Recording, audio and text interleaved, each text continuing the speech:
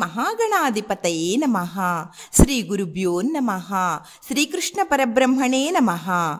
మా గురుదేవులు శ్రీ వద్దిపర్తి పద్మాకర్ గారికి పాదాభివందనం చేస్తూ శ్రీమద్భగవద్గీతలోని ప్రథమ అధ్యాయము అర్జున విషాద యోగము 20 నుండి 25 శ్లోకములు.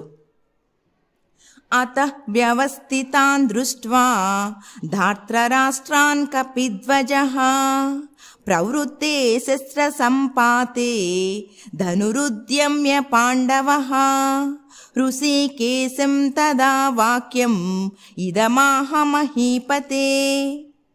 అర్జున ఉవాచ సేనయోరుభయోర్मध्ये రథం స్థాపయమేచ్యుత యావదేతాన్నిరీక్షేహం యోద్ధుకామానవస్థితాన్ కైర్మయా సహ యోద్ధవ్యం అస్మిన్ రణసముద్యమే యోస్యమానానవేక్షేహం యయేతేత్ర సమాగతాః ధార్తరాష్ట్రస్య దుర్బుద్ధేః యుద్ధే ప్రియచికీర్షవః.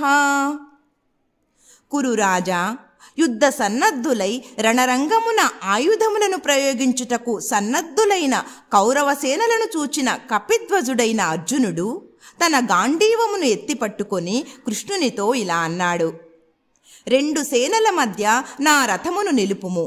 దుష్ట దుర్యోధనుడి పక్షాన వచ్చిన వాళ్ళందరినీ నేను ప్రత్యక్షముగా తిలకించెదను. సంజయ ఉవాచ ఏవముక్తో ఋషికేశో గుడాకేశేన భారత సేనయోరుభయోర్मध्ये స్థాపయిత్వా రథోత్తమం భీష్మద్రోణ ప్రముఖతః సర్వేషాం చ మహీక్షితాం ఉవాచ పార్థ పశ్యైతాన్ సమవేతాన్ కురూనితి.